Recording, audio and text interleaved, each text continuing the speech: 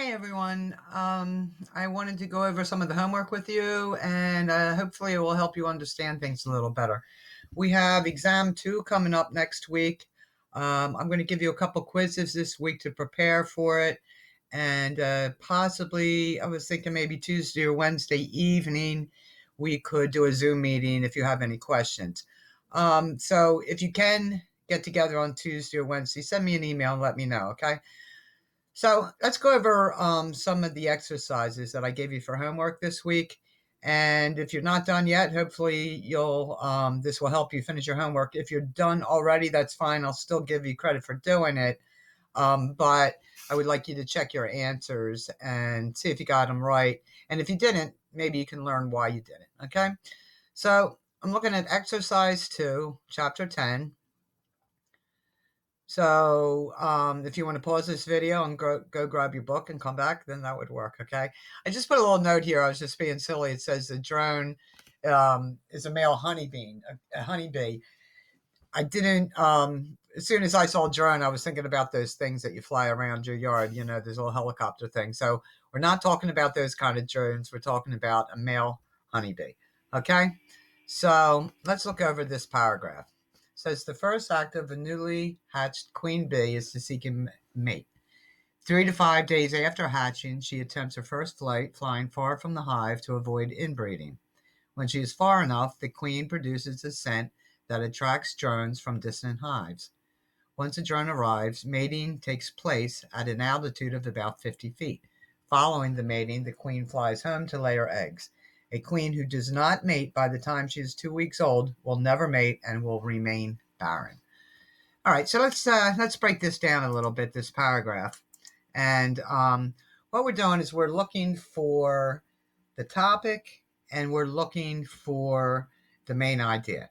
Okay, I want to look for the topic first. So I already went through this and I'm looking for something that's repeated over and over. Do I see the same word over and over? And I do. It's queen. We see queen here, queen, queen, queen, right? Now, just because you don't see more of the word queen doesn't mean she's not mentioned more, because we see the word she, which is referring to the queen bee. So this is the pronoun for the queen bee or the queen. She, again, referring to the queen bee. And we have it again, she, here. Okay? Sometimes I even miss some of the she's, but what we're doing is looking for the topic. So the topic is the queen bee and her mating habits, right? So on the exam that's coming up, you will be asked for a topic, and the topic cannot be the main idea. Okay, the topic is just a word or a few words or a phrase. So, for example, the topic of this could be, how the queen bee mates. How the queen bee mates is not a complete sentence. Okay, you could say the mating habits of the queen bee. That would be fine. Okay. But whatever your topic is, it has to be in the main idea. So let's try this topic again. We could say the first act of a newly hatched queen bee. We could say the first act. Or you could say how, like a queen bee seeks his mate. It just can't be the complete sentence, okay? But it has to be part of it. So again, to find your topic, we're looking for what's repeated over and over. What is it talking about? What is this paragraph about? It's about this queen bee and her mating habits. Okay? So if the quiz or the exam asks you for the stated main idea, I want to stress this to you. It's very, very important. When they ask you for the main idea, it's usually 8 or 9 points. You don't want to lose those points. We need to get those 8 or 9 points, okay? So it's so important that you get the main idea right. If it says stated main idea, you don't even have to come up with it on your own. You just have to decide out of these sentences which one is the main idea. What is it all about? All right. So usually, a lot of times, it's the first sentence. Sometimes it's the last sentence, and sometimes you'll see it in the middle. But in this case, I'm going to check the first sentence and see if it makes sense as the main idea. The first act of a newly hatched queen bee is to seek a mate. Well, how do I know if that is really it? Well, I want to see if the rest of the paragraph talks about this. Okay, is it seeking a mate? 3 to 5 days after hatching, she attempts her first flight, getting far away from the hive. When she's far enough, she produces a scent. So all of these are things that she's doing to seek a mate, right? Once the drone, the male bee, arrives, takes place 50 feet in the air, and then following the mating, the queen flies home to lay her eggs. So the first act of the newly this first act could be a little confusing, thinking that that's the very first thing she does is go out and looks for a mate. But if you read the rest of it, you see that all this is about her mating, right? And then following the mating, she goes home. So this is your main idea, and then these other things, and I put these in different colors, are your major supporting details. Okay, this is just some additional information, a minor supporting detail, but it's not a major supporting detail. And the reason it's not is because it doesn't have anything really to do with her attracting the mate or seeking the mate. It's just, what happens if she doesn't find one. All right. Or if she doesn't become fertilized. All right. So we just want to make sure that our major supporting details support the main idea. Remember, I did this chart last week. So whatever your major supporting details down here are, they have to make sense with this. Okay. And then this last sentence here that I did not highlight, that would fall under here somewhere. All right. That's not one of the major supporting details. Let's look at number 2. And again, I am on exercise 2 in chapter 10. The psychological disorder known as paranoia develops in 4 basic stages. At the illness's onset, victims begin to distrust the motives of others. If suspicion marks the first stage, self-protection is central to the second. At this point, any personal failure is seen as the fault of others, and victims no longer take responsibility for their actions. In the third stage, paranoia sufferers become hostile. They are openly angry at their supposed ill treatment at the hands of other people. This period of anger usually leads to a moment of paranoid illumination. In this final stage, everything falls into place, and the truly paranoid wholeheartedly believe that a plot or conspiracy is being directed against them. Seeing enemies everywhere, they are now convinced that someone, often a whole group, is trying to do them bodily harm and perhaps even kill them. So, let's go back and take a look at this one. I think this one's a little easier because it lists the different stages. Okay, so once again, I look at the first sentence and see if that would make sense. So, the psychological disorder known as paranoia develops in 4 basic stages.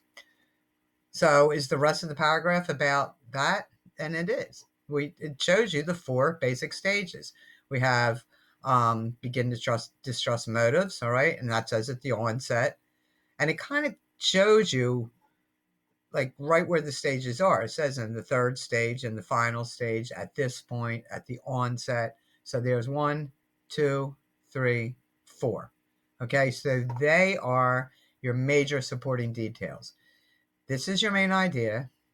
Okay, and then this is about the stages of paranoia. So if you were asked to write the topic of this paragraph, you shouldn't just put paranoia. You would put the 4 basic stages of paranoia. That is not a complete sentence. It is a phrase. All right. Do not say the topic is the 4 stages of paranoia. Don't say that. Don't say the topic is, because then you make it a complete sentence. All right. Just type these words. You can't say develops because that's a verb and then turn it into a sentence. You want to just say the 4 basic stages of paranoia. That would be your topic. And then your main idea would be this sentence. This would be your stated main idea. When I say stated, it means you can read it and you could underline it right from the book. So when we ask you for the stated main idea, you're going to look for one sentence that sums up the whole paragraph, what it's about. And if you could actually underline that one sentence, that's it. That's your stated main idea. Don't add to it. Don't take away from it. Copy that sentence, and you're in good shape. All right? So this one I think is pretty easy because it has the 4 different stages here. Notice that this is talking a little more about the first stage. So this is a minor supporting detail. It falls under this major supporting detail. And again, the 4 stages of paranoia. All right. I think that one was an easy one. And the ones that you'll have on the exam, I have to tell you, you have to make sure that you read the question carefully. And you have to make sure that you use capitalization and punctuation. If it asks you to number things 1, 2, and 3, then number them 1, 2, and 3. You need to read the directions. If it's a stated main idea, that means you can just take one of these sentences and underline it and say, yes, that's the main idea. And I can prove it because these major supporting details point to that. Let's look at another one. And I'm not going to read this whole thing to you, but we're going to look at the first sentence again. In his book, The Bounty of the Sea, Jacques Cousteau, the underwater explorer, writer, and filmmaker, painted a terrifying portrait of what will happen, in his words, if, in his words, we let the ocean sicken and die from pollution. That actually, this entire thing, if I were grading this and you took that whole thing and underlined it, I would say fine. Now, the book actually has just, they cut some of it out, like Jacques Cousteau painted it, like they just made it, Jacques Cousteau painted a terrifying picture of what would happen if we let the ocean sicken and die. That's fine too. As long as you have the Jacques Cousteau, because that's who's saying it, right? And we're talking about the ocean sickening and dying from pollution. So you could reword that in the book. I would just underline this whole thing, take that and say that's the main idea. Okay, but can we prove it? Whenever you have a main idea, think of yourself. I always say this, as you're going to court, here's the proof. Okay, because it says this, this, this, and this. So let's look at it. Let's break it down. So I found these as the major supporting details. Without sea life, the ocean would become a rotting grave. Okay, we have a stench that would make its way to coastal regions. So we have, it would become a rotting grave because all the sea life would die. All right, so we have sea life dying, rotting grave. Then we have billions of decaying bodies create a stench. Then people would have to abandon their homes to get away from the smell. And then the death-filled seas would no longer be able to maintain a balance between the gases that make life possible. So that's a problem. The carbon monoxide in the atmosphere would increase, trapping the heat that normally radiates outward from the Earth into space. So then the sea level increases, okay, because your icebergs are melting. So these are all these consequences. So these are all consequences of what would happen. This is his terrifying portrait of what would happen. So, and the major supporting details tell you exactly what's going to happen. Okay, the surface would be covered with a thick film of decayed matter. Then, so now the water can't evaporate. So if it can't evaporate, then it can't rain. So then there's a drought. So it just sounds like a terrible situation, right? And here's all your proof that this is what this paragraph is about. Whenever you choose a main idea, I always highlight them in yellow to make them stand out. Is it something you could underline, and could you look at it and go, that's exactly what this is about? This is what this paragraph is about. If it's about something else, then you have the wrong main idea. Okay? So don't rush to it. I do give you already a little extra time on the quiz. I know a few of you were, I don't want to say complaining, but a few of you were concerned that you didn't have enough time on the exam last time.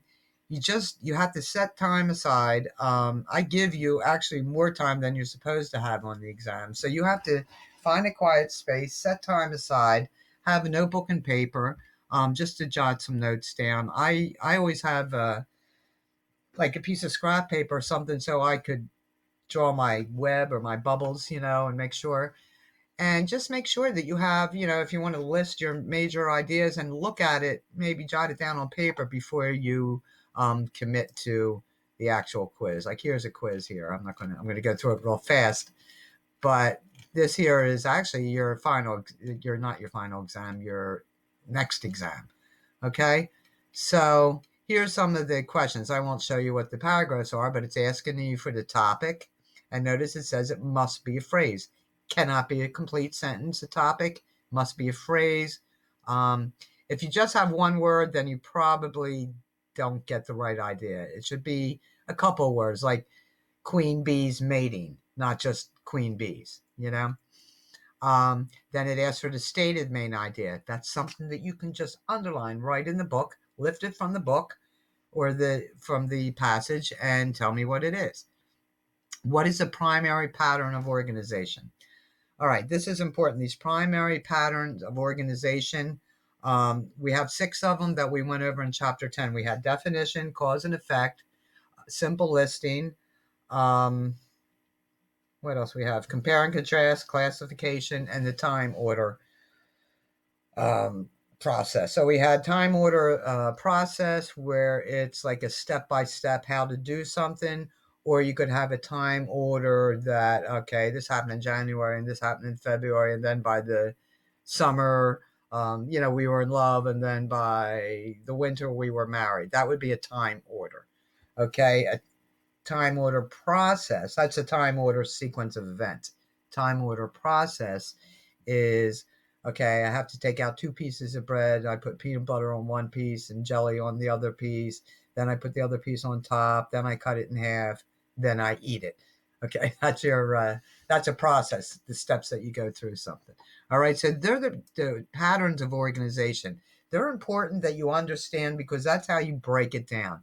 If you know what a pattern of organization is, then you know what type of essay it is. And those of you that are in the writing classes have probably already written a cause and effect essay, or maybe in high school you did argument essay, cause and effect.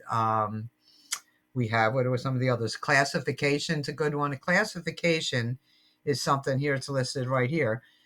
Classifications where you're breaking things down into categories. Like, for example, if I broke down different types of dogs, I know I'm always talking about dogs, right? So if I broke down different kind of dogs, I would have and everybody has their own favorite dogs. I'm not saying anything bad about anybody's dogs, but let's say I broke down 5 types of dogs. Notice that 5 types of dogs is not a complete sentence. That's a topic. Okay. I could say there are 5 types of dogs, then it's a complete sentence. Okay. But just 5 types of dogs by itself is a topic. So then I didn't even write in all the 5 dogs. I just did a couple for an example. But if it's 5 types of dogs, then I'm guessing that the author is going to tell me about 5 different types of dogs. So I have a shepherd is a major supporting detail, and then a Shih Tzu, and then I could have a cattle dog and a lab and maybe a golden retriever. So there's the 5 types of dogs that I was promised up here in the topic, right? But then I have more details. So I could say the German Shepherd is mean and big, and the Shih Tzu is small and sweet, and a lab is smart and funny. Okay, so now I'm giving even more details about each dog. But if I said smart and funny, I'm not talking about the shepherd. I'm talking about the lab, which is a type of dog. You see how it kind of follows certain order? All right. It's like if you were breaking down 5 different types of food and you had Italian and Mexican and Chinese foods, you want to put egg rolls under Italian food. See what I'm saying? So you have to make sure that it makes sense, the order that you have it broken down.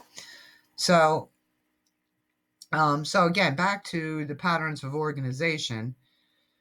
You have classification, which takes something like I just had the dogs and it breaks it up into different categories. So remember, classification is categories. If you have 4 or 5 different things that you're talking about, and you're breaking down and you're describing how each one is different, you have classification.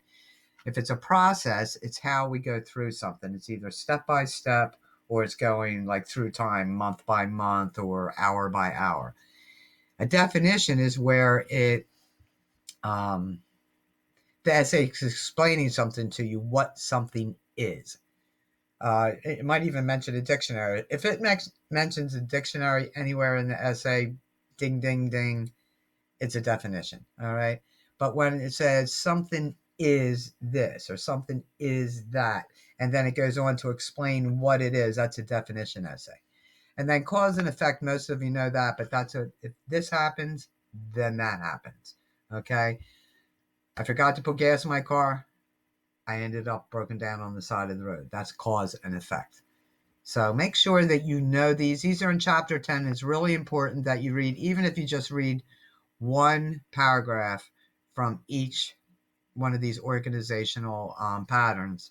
It'll help you understand more for the test. Now here it's asking for 5 major supporting details. Okay, so make sure it says be sure to put number 1 through 5 in front of each one so I can tell them apart. If I can't tell them apart, I'm not going to guess. Don't put 6.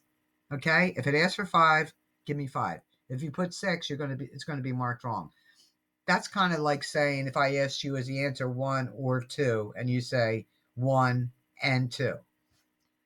So either like what? It's only one of them. You can't just guess a whole bunch of things and I'm supposed to pick out the right answers. If it's 1 through 5, then it's 1 through 5. Okay? Don't put 6. Number them so I know. So I'm going to skip through this one real fast. That's just to make sure that you understand. It asks you a question about the essay and make sure you understand. I'm going to zip through that so you don't see it. All right, this one's asking for the topic. Not a complete sentence, and do not say the topic is. Don't say that. Just give me the topic. All right. Then the stated thesis or overall main idea. It's a sentence that you can underline that's in that paragraph that tells me what the entire paragraph is about. It's usually at the beginning or at the end. Once in a while, it'll be in the middle. If you see but or however, that's usually a clue, but look for it towards the beginning usually. Sometimes you'll see the main idea repeated again at the bottom, at the last sentence, like in another, it says the same, it has the same meaning, but it's worded differently. So it could be the first sentence or the last sentence. Look at them. Do the supporting details support it? Okay. This question asks you for 3 specific supporting details. Make sure to type 1, the first detail, 2, then the second detail, 3, and then the third. All right.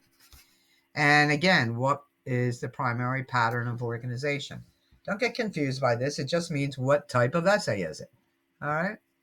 And let's zip through that so you don't see it. And here, what is the topic? All right. What is the implied thesis? Now, this is where you get tripped up. So make sure you do good on the stated main ideas. The stated main ideas, there's no excuse for getting those wrong. You can just underline it, get it right from the essay. Okay. But the implied, you have to kind of put together yourself. So what do you think is the main idea of this particular essay? And don't overcomplicate it. Read the essay.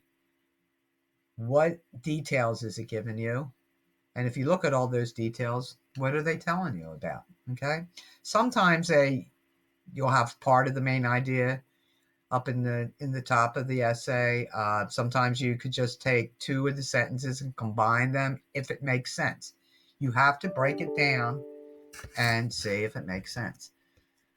All right. Again, as for the primary pattern of organization. So I'm showing you what the actual exam is. And I'm telling you, you have to understand what are these patterns of organization or what are the types of essays. If you understand what a cause and effect essay is or a classification essay or the definition or time order, if you understand what they are, look, there's 4 points for you. Okay. And so that's pretty much it again. See, asking for main idea, asking for topic, and asking for what type of essays they are. So if you can get your head around how to write the topic, how not to write it in a complete sentence, and if you know that the main idea If it's stated is something that you can just find, the sentence is there, you don't have to come up with it, okay? Nobody's asking you to come up with this sentence. If it's stated, it's in the paragraph, all right? And then the topic is usually in that stated main idea, okay? The topic's got to be part of the main idea. It's what the paragraph's about. Know these things, and you're going to be in good shape. All right, so I hope that helps. I'm going to go back to the homework. I mean, if you're bored, you can cut out now, but I'm going to go back and go over some more of the homework. All right. So here we talked all about, we were back at Jacques Cousteau, and the main idea we decided was that if we don't do something about the ocean, or about pollution, the ocean's going to sicken and die. All right, let's get to the next one. Seasonal affected disorder, SAD. I don't know if you guys ever heard of this, but it's a depressive condition that occurs during the winter months. According to one theory, SAD is related to an increase in the hormone melatonin. This hormone is released by the pineal gland during dark hours and is suppressed by light. In the winter, when the light decreases, increased amounts of melatonin in the body cause drowsiness and fatigue. Further evidence for this theory is the fact that SAD occurs more commonly among those living in regions with shorter daylight hours. Medications to reduce melatonin in the body have been of some benefit in treating SAD. Okay, let's go back to the beginning here. Notice that I have here highlighted 2 sentences. That is not acceptable because the main idea can only be 1 sentence. So I'm looking at this. I'm going to look at both of these sentences separately. Seasonal affective disorder is a depressive condition that occurs during the winter months.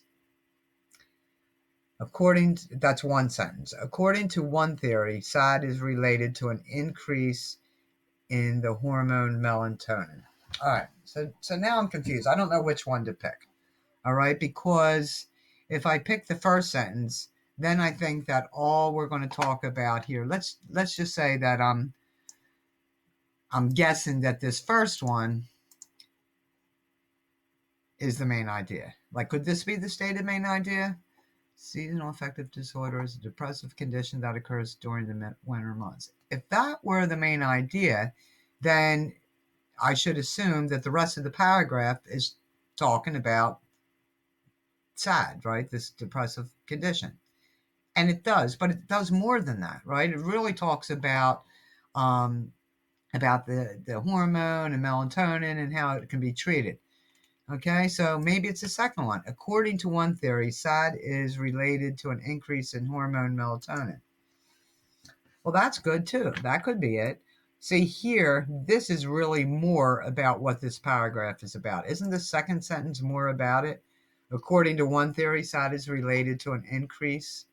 Okay, the problem is we don't know what SAD is in this sentence. If we took this sentence out and just made it stand by itself, what is SAD? Like, the sentence, the main idea has to be clear without the rest of the paragraph. All right, so what we could do is kind of combine these 2 sentences and come up with an implied main idea. So what I would do is I would say, like, seasonal affective disorder is a depressive condition that is related to an increase in the hormone melatonin, because we are talking about SAD, okay? Or you could say even this, that, this disorder is a depressive condition that occurs during the winter months, and according to one theory, it is related to an increase in melatonin. You can combine these 2 sentences. And I could just put and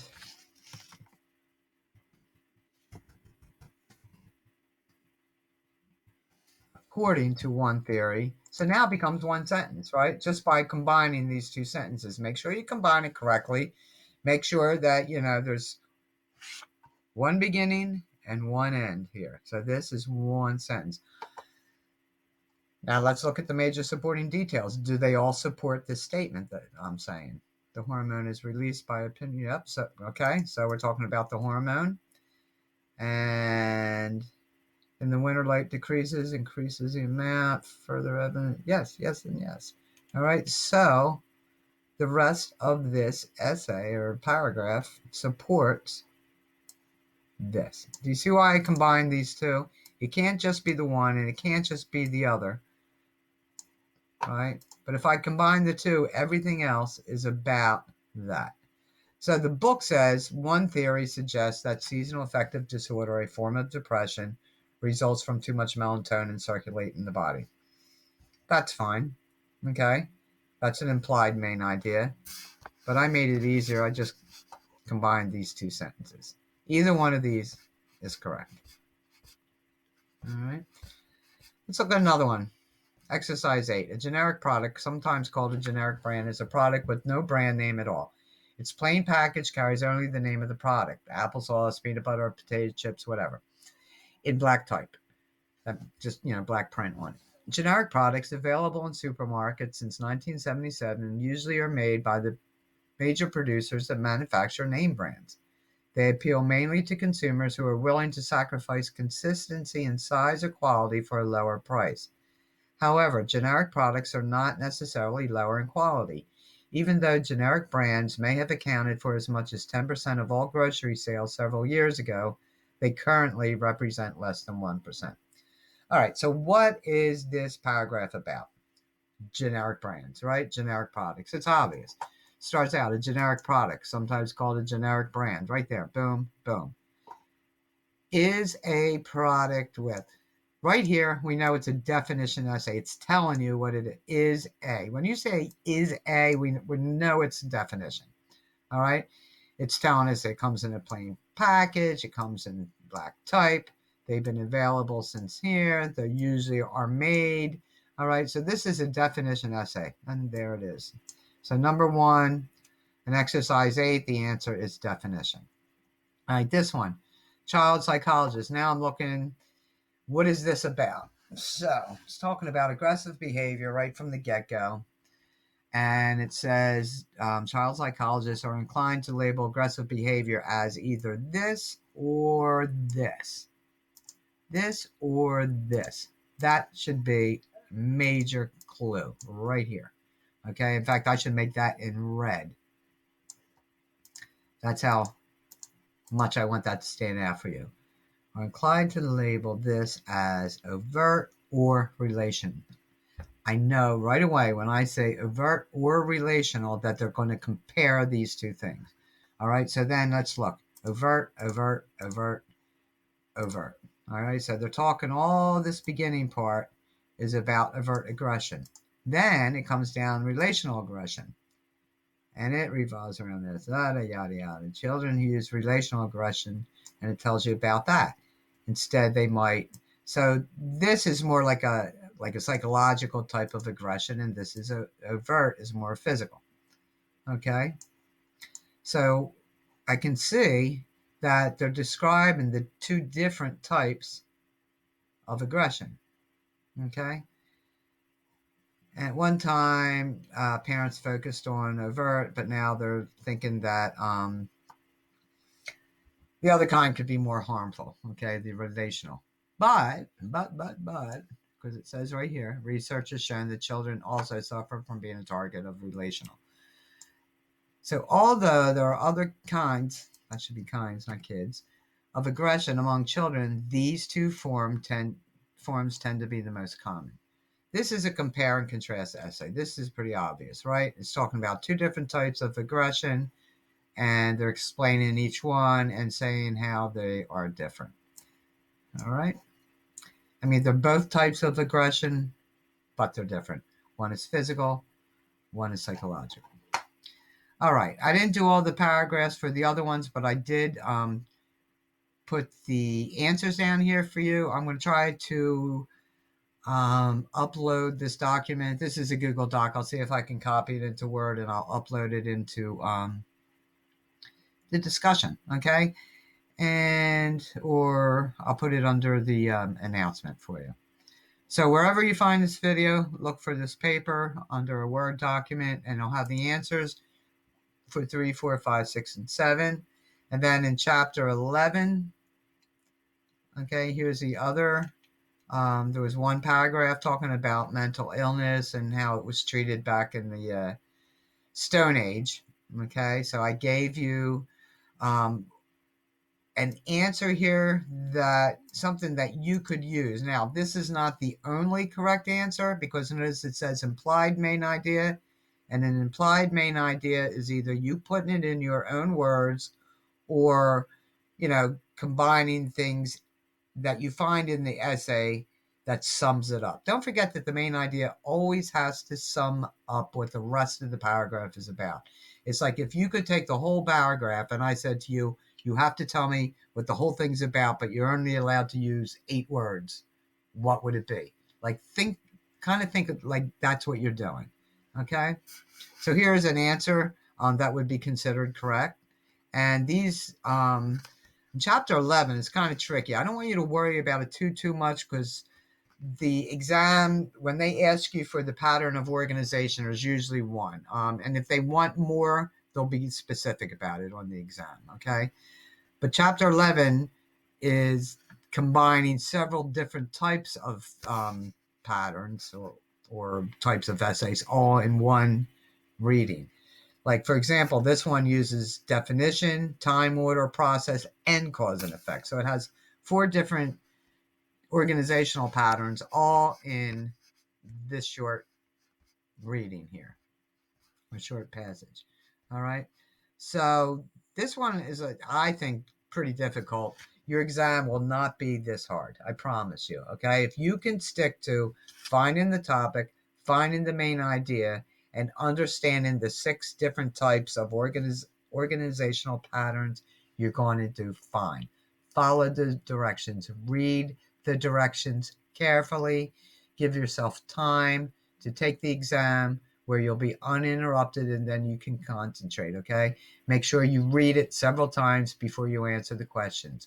Once you start the exam, you have to complete the exam, okay? I am not going to extend the exam again. It'll be not tomorrow night, not the 23rd and 24th, but it'll be on the Monday and Tuesday after the Thanksgiving weekend. All right, so that's when the exam will be. I'll give you the 2 nights to get to it, and that's it. So if you don't think you're going to get it done Tuesday night, you better do it Monday night, okay?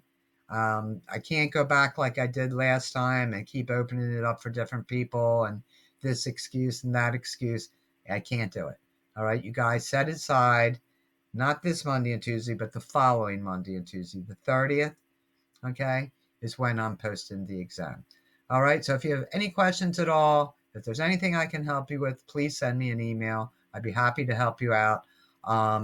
Like I said, maybe Tuesday or Wednesday night we could get together for Zoom. I can't promise it because there's so many different schedules. If you're really, really struggling, let me know. Maybe I can meet with you one-on-one. All right, but stay in touch with me and let me know how you're doing and how I can help you. All right, have a great weekend or rest of your week, actually.